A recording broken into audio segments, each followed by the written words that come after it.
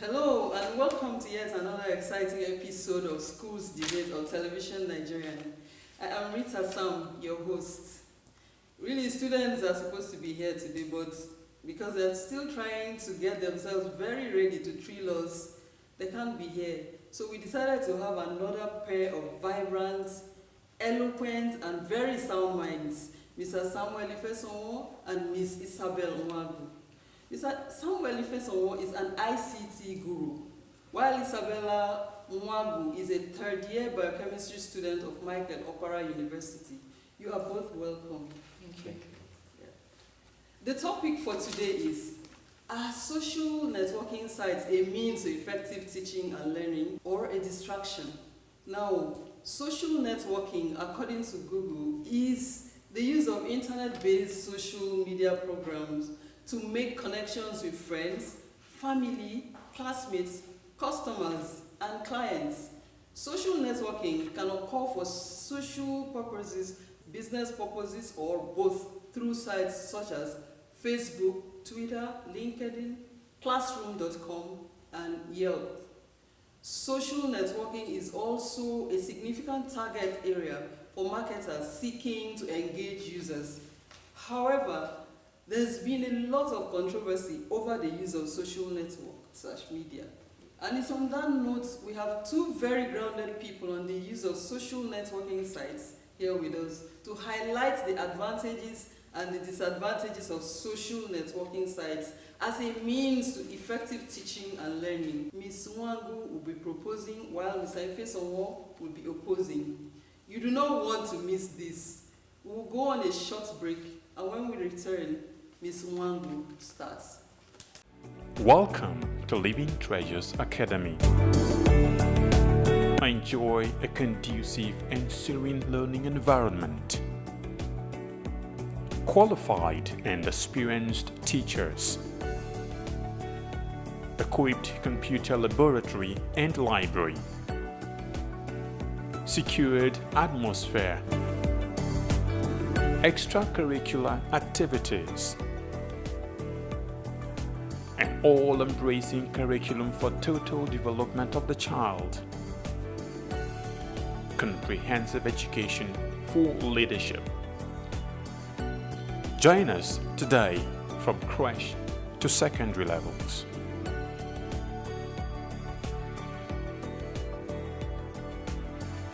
Living Treasures Academy, committed to excellence.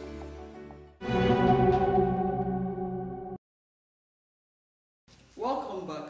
We're not going to time any of the speakers in as much as we try to keep to time. It's just an open argument. However, we expect very convincing points from each of the speakers, as this has to do with social media. Ms. Isabella, please. The motion we have today reads, are social networking sites a means to effective learning and teaching or a distraction? I'll start with the definition of terms. Social networking involves interaction between a group of people who share a common interest. It also involves the use of internet communities to network and communicate using shared interests, related skills, etc. Examples of such social networking sites include Meetup, Classmates, LinkedIn, Facebook, YouTube, WhatsApp, Pinterest, and a whole lot of them. And then effective learning and teaching. When do you say something is effective? When it brings about the required effects or results. So I stand for the motion when it says, yes, social networking sites are actually a means to effective learning and teaching. While we agree to the fact that a lot of distractions exist online, I'll be highlighting to you the many advantages we have via these social networks and sites. So one of such is the ability for people to learn at their own pace. You see, in a normal classroom, we have teachers who just teach. And most times, they really do not even have a first-hand experience with their students. So people most times are in classrooms where they don't even get to understand a whole lot of what is really happening. And then they have the opportunity to go back to their phones or to their laptops or whatever, whichever way they can, and get to access information. And when they get these videos or say join up with groups that can help them even learn, they get to interact with people who have like interests, or they get to meet teachers, lecturers, people who have had this experience and can get to teach them. And so these people do not just, learn out of the blues. They get to understand concepts. They get to, you can watch a video as much as you want, and you get to learn it, and you get to learn and grasp those contents even better. So you see that as to whether these things, whether these social networking sites are a means to effective learning and teaching, yes they are, which is what this motion seeks to answer. So another thing is, the world is online. You see, we have come to a stage in life where it will be so difficult for you to say you can really survive. When I mean survive, like be abreast with what is happening around the society without being online. And so if you must really get this information, if you must really get what is happening around your environment, it is most likely that you can get these facts by being online. And so if, for instance, my colleague here comes up to say, the young people go online and they won't really get to even probably get these so-called things for which they went online for due to the distractions here and there, we're going to make you understand that, see, if you know that someone likes a particular thing, let's say, for example, I have a kid who likes seeing football, and I need to tell this kid, there's an information I need to pass to that kid, and that child is not around. The first place I would most likely have to look for this child will be in a football house, or either a field or something. And so, since we have, statistics shows that over 75% of the world's population are online. And so since you have lots of people online, it is easier for you to get to learn, share, interact with people via the same medium that is already in existence. So you see, it would be so out of it for us to just come out and, highlight just the disadvantages or the demerits of social networking sites without actually answering the question of today's debate, which is, are these social networking sites an effective means or a means to effective learning and teaching? And we say yes to that. So more so, I would like to run a stakeholders analysis on those that are actually affected or involved by this whole social networking thing. You have the adults, you have the young people, you have the government. So for the adults, most persons have been able to harness the information via social networking sites. And by this, they become even better people. And so while someone might not really get a degree in journalism, he or she can just go online, get videos, get materials, and get to really understand the basic concepts of these things without having to attend the four walls of a university or of any site or of any platform that helps that person to get to learn the same thing, So for the young people, since we live in a world where most of these kids, most of these young children are online, we could actually get to pass information, vital information. Children can get to learn. We have platforms such as Google Classrooms where teachers get to interact with their students, even when these students are not physically present in schools. So while my colleague here might come up here to give us the distractions that are inherent in these social networking sites, we tell you that, see, restrictions can actually be created on these platforms. And that's why most of these social networking sites have things like settings where you go and block off some kind of content. You don't get to receive, you have the mobile police that once you activate it on your systems, on your phones, you can't receive, let's say, messages that have adult content. And so with that, our parents can be sure of the fact that their children cannot really access this from their phones.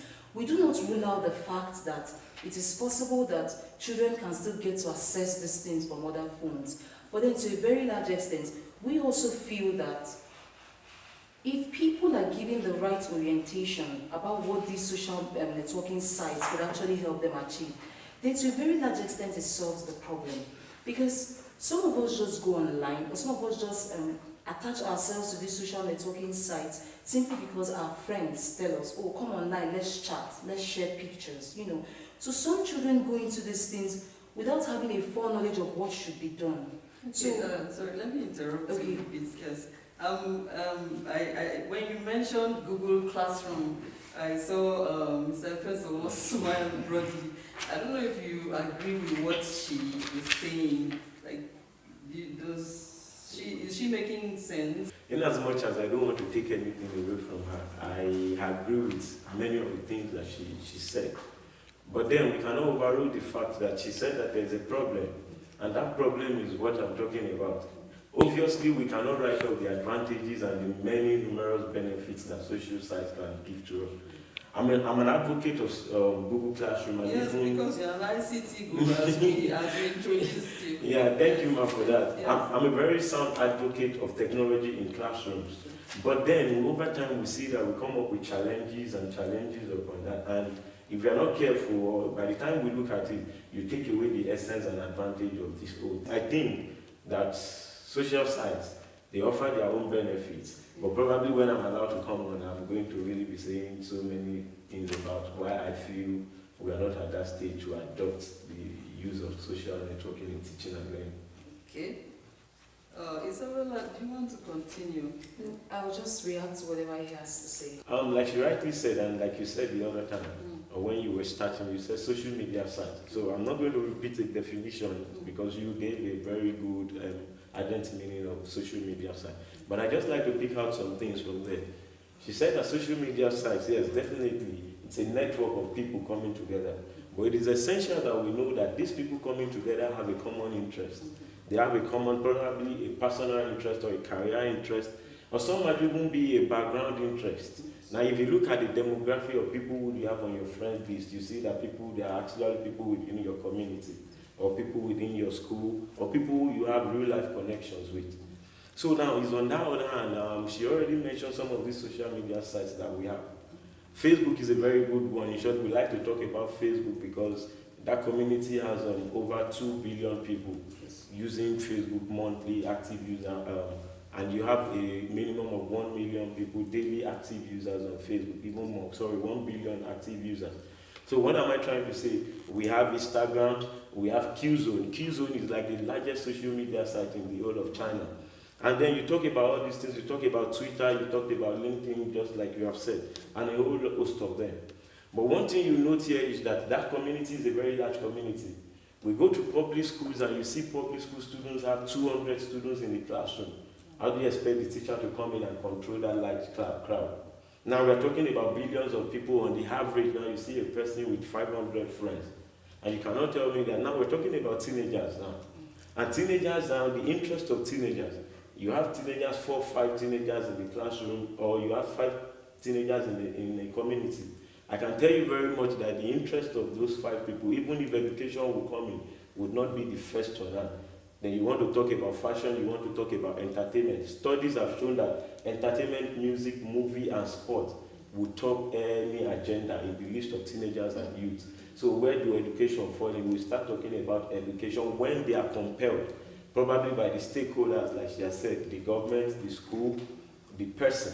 Do you know when I like to talk about stakeholders too? I like to bring in the peers into the group.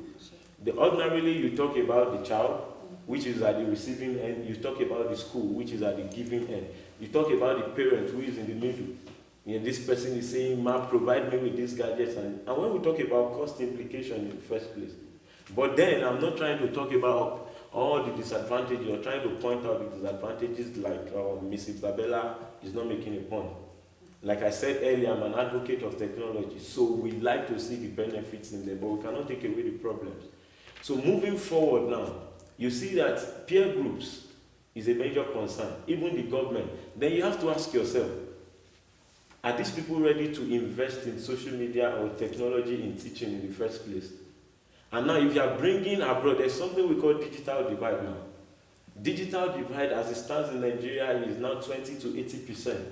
20 to 80% in the sense that if I bring in social media, where do I leave the adults? Where do I leave the aged people? We are talking about adult education now. Where do I leave those people in social media teaching and learning? And then I like it that she said something about effective teaching and learning. There are some core components in effective teaching and learning.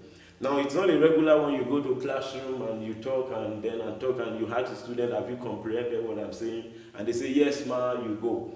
But when we talk about effective teaching and learning, the first thing we want to talk about is then the understanding of the concept that you are pushing forward. Then when we talk about understanding the concept, what about communication and reaction? That is very essential to when you talk about effective teaching. Collaboration is also a very key concept in effective teaching and learning. Then we now talk about questioning, independence, and active engagement. Then what about assessment and feedback? All of these things are components that you have to bring together and say, oh, I've done this teaching and learning effectively. But let's quickly look at all of these social sites that we brought forward. What do they offer? Now, an advantage because I know all of these things and then I know the functions and all the things that they can offer you and do. Facebook then is a very complex site that can offer you photo, video, you can share videos, you can share ideas, share posts, even web blogging to an extent. But what about Instagram? Instagram is solely a picture, works with images the most. So then, though I agree with the fact that they say what you see will stick up there for a longer period, more than what the teacher just comes to class and then talk about. But if you look at it again, a picture that you see and you are not able to really talk about it, or you are not really able to look at the communication aspect of it, or the real reaction and get the reaction of these people, then we start asking a question. Now let's go back to the students. Well, I think maybe I'll give her some time to react because she's reading all the while. Yeah, the thing is, you said something about, in your last point, you said something about effective teaching and learning, and then you particularly highlighted collaboration, understanding, and questioning.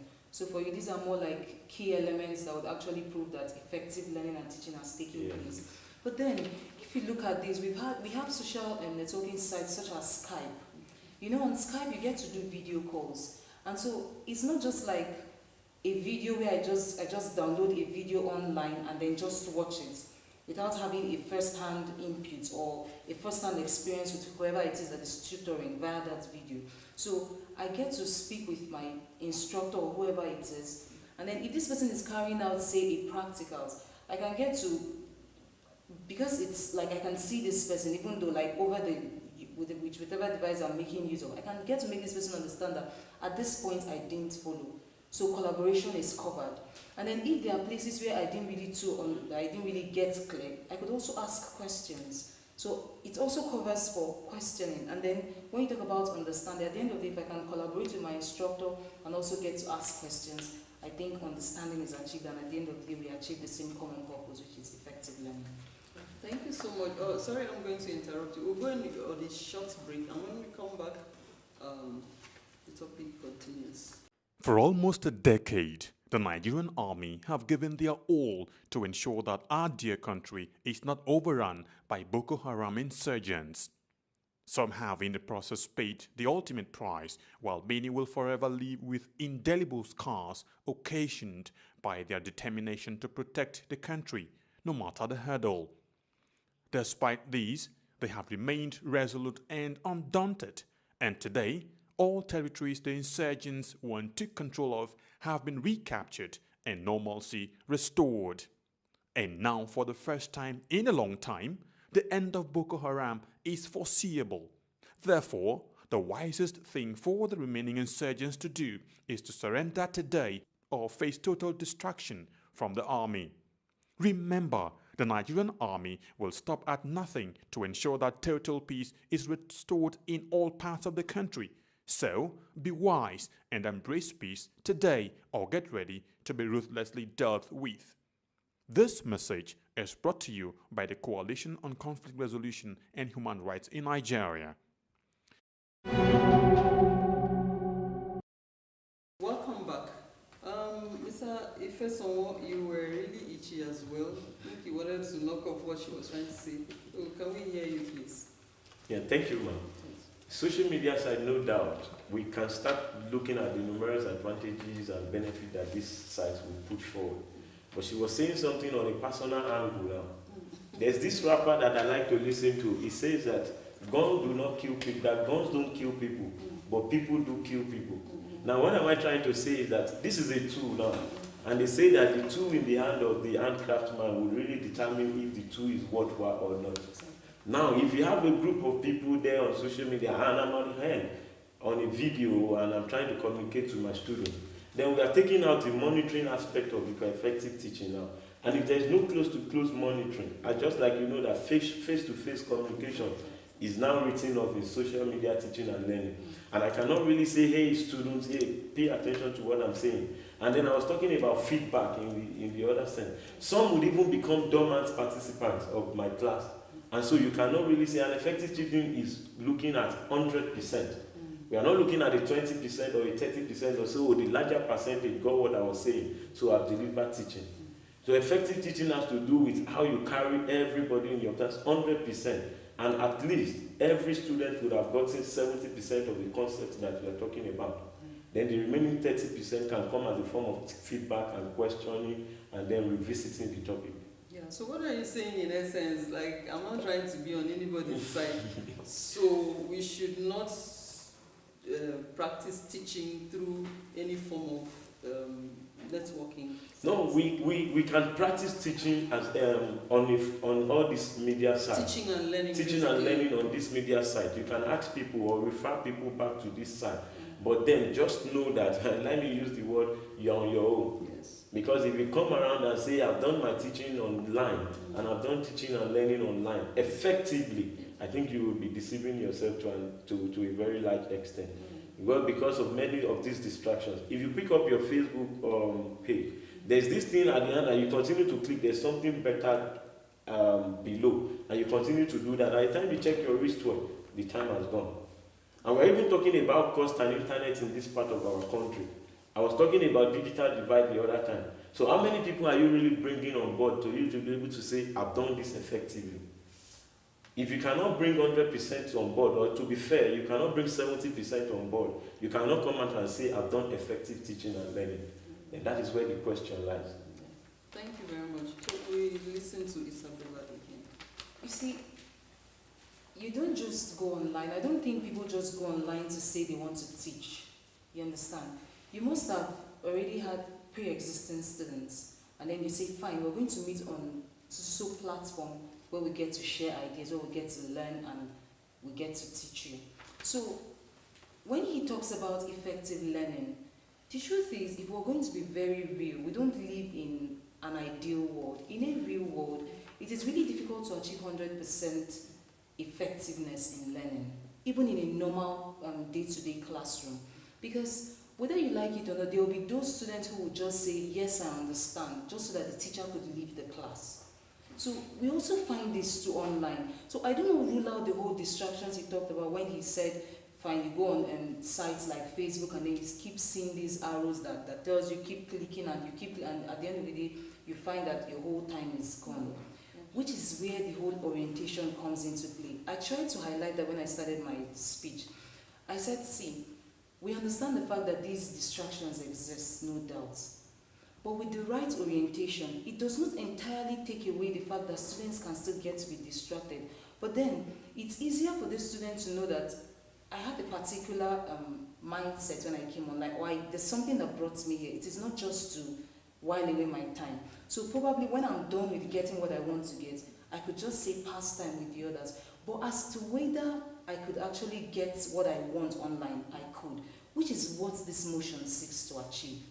A social networking site, a means to effective learning. That's the key word there, whether these things are a means to effective learning. So at the end of the day, if I have these students, before I come online, we're going to meet here and there. Yes, we understand the fact that there will be no first-hand experience, one-on-one interaction, but to a very large extent, learning will take place. Thank you so much.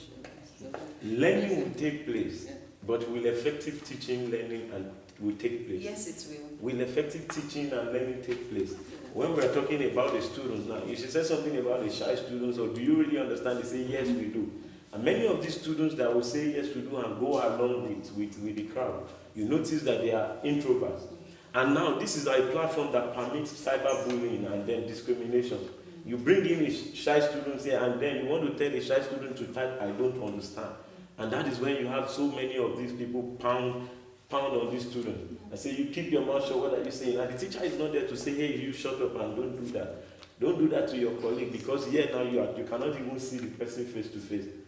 And you go in there and the teacher continues to pour out the knowledge, and then at the end of the day you say, do you understand what I'm saying? Or have you grabbed the concept that I'm pushing forward? But what about the part of the information, I call it overwhelm. You get this whole body of information, and then you are trying to teach somebody a particular concept. But there online, you have thousands and flood of this same information. Then how do you then discern the reliable or unreliable information from the clean and correct information? That's a very big problem. And you notice that all of these extra concepts, probably unreal and unrealistic concepts that your students would definitely get outside your classroom, will cause a distraction to the entire body of your own teaching and learning. And also, we talked about the type of lifestyle and dependency on these things, on the computer. Even health-wise, you ask somebody to come and sit 30 minutes on the computer. I'm a computer person. 30 minutes, after 30 minutes or even less, you have to stand up and take frequent breaks, health-wise. Are you saying that if it has to do with a physical environment, like a physical classroom, that people don't take some minutes for break? People take minutes for break, but this is a situation whereby you ask people to come online, and by the time you say, okay, you go on break, that is the part of distraction we are talking about. You still sit on your computer, you go on break, what are you doing? And by the time, but if you are in a classroom, I give students, okay, stand up, stretch, do this for just a few minutes, so that we then go back to what we have. But then this is a situation or a platform whereby even they being in your class is like they are clicking something behind. Or then you have multiple tabs. You can work with as many tabs as you want and as many different browsers as you want. There is this classroom.com that has a secure browser. But the browser now, the teacher can monitor you real time. And by the time you log out of that browser, but then that doesn't stop the student from bringing up another browser and then doing their thing by the side. Yeah. Just waiting for the teacher to finish up. Surfing the net, like doing Facebook and stuff. Effective learning. Yes, ma'am. Effective teaching also comes with assessment. Okay. I want to ask you some questions, and I want to ask you, do you understand this thing? If you really do, answer this question and tell me what you think about this one. But then the internet is a body of information. Don't be surprised that immediately you type in your question or you speak your question, voice recognition takes the question, and then they do a Google search on what you said, and they give it back to you 100%. So these are the challenges that we have when we talk about adopting technology for effective teaching and learning. You can use it, just like I like your topic, man. It's a means. We cannot take away from that. In short, we encourage you. This is the 21st century world. And these children or the students you are preparing for this workforce is a 21st century workforce. That is why we want to bring in technology there. Seeing as you're an IT person, person basically, tell us in clear terms what you really want of us in the world. Like, what are you saying in essence? The part of it is that, permit me to say that when God created people, to an extent, He regretted that He created them. That is to say that there is nothing with an advantage that doesn't come with a disadvantage. Yes, it is a means for effective teaching. Thank you, Ms. Isabella, for all. I very much agree with most of the things that she said. Only the part that she doesn't want to see the distractions or the disadvantages. I do so much, I do. And this part of the world, that is, even the setup that we have, the school society, the setup that we have, doesn't guarantee that effective teaching can go online, can go on all these platforms. And you'll be able to say, okay, examination body, come out. We are all aware when JAMB decided to introduce the CBT testing. The CBT testing took a delay of almost months before they could do that. And you have people in rural areas. I have a brother who served and he studied political science, but when he got to where he served, it was actually because he went there with a laptop. The principal made him the computer teacher immediately. And this is somebody who doesn't even understand the concept of other than a computer user. And then he was also preparing students for WAEC at that time, at the place where he served. But now what am I trying to say is that we've not even gotten hold of all of these things, that is using the computer in our day-to-day tasks and activity. But now you're now telling them to bring the classroom out of the four walls. The advantage is that there is no boundary. But then we have so many of these people, so many of the peers that would even cause a distraction. Okay, let's give Isabella some more time to react to what you're saying. Okay. Some of the things you talked about, cyberbullying, where the students get to not really express themselves because of their colleagues or their mates there too. But then when you say that, you entirely rule out one-on-one interaction. So if such a student exists in my own classroom, my online classroom, then it's left for me as a teacher to be able to pick out that student and then have a personal kind of interaction with that student. And that's where at the end of the day, that student gets to learn. You've achieved effective learning, you've achieved effective teaching. And so on the path of information overwhelm, get such information from, like me for example, when you give me assignments in school, I don't just go online and then go to everybody. The first page I normally access is Wikipedia. And then I begin to streamline it down until I get a page that to a very large extent corresponds to what every other person has to say. So you see, it takes away the information overwhelm you talk about, because there are accredited sites already that houses to a very large extent 80% accurate information. And then this debate does not entirely mean that we remove the physical classrooms. It's just more like a means of, adding up to what we already have, subsisting what we already have. The classrooms are doing well, fine. But then for this debate to come up, it means that there's actually a need that should be met in the society. And that's where these things come into play. So for some students who might not really grab a concept completely in class, they can go back online and get to learn these things. See, I don't entirely take away the distractions. I understand that these exist. But then, I want to argue, or I want to make some point in the futuristic terms. You see, if students, or if this younger generation, like the upcoming generation, are meant to really understand how these social networking sites can either make or mar them via learning, they'll get a better concept or a better idea on what these things are. So a child of, say, 10 does not just join Facebook or does not just join a social networking site for really the fun of it, even if he or she would get to do that, because like I said, we're not in an ideal world. Even where this child will get to do that, the child might just be doing it to while away time or to pass time. But then because the child has a foreknowledge or a very good knowledge on what these sites can help him achieve, with that in mind, the child can join these things, and we are very sure that to a very large extent, this child can actually gain from such sites. All right, thank you so much. We'll go on another quick break. When we return, we'll give Isabella and Mr. Ifesonwo time to round off their points. Please stay tuned. We'll be right back.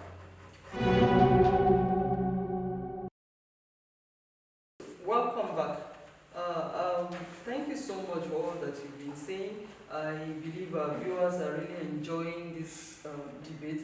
I would like you guys to round off your points, beginning with Miss Isabella. Okay, so in a nutshell, social networking sites are really an effective means, or are really a means to effective learning and teaching.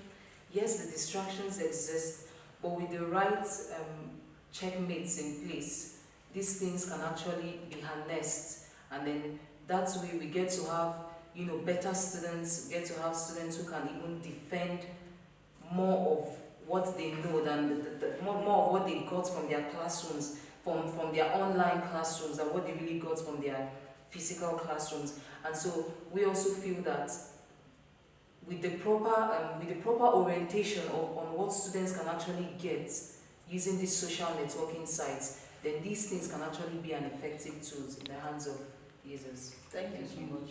Mr. Ifesonwo. The use of social media and technology in teaching and learning, no doubt, is the way to go.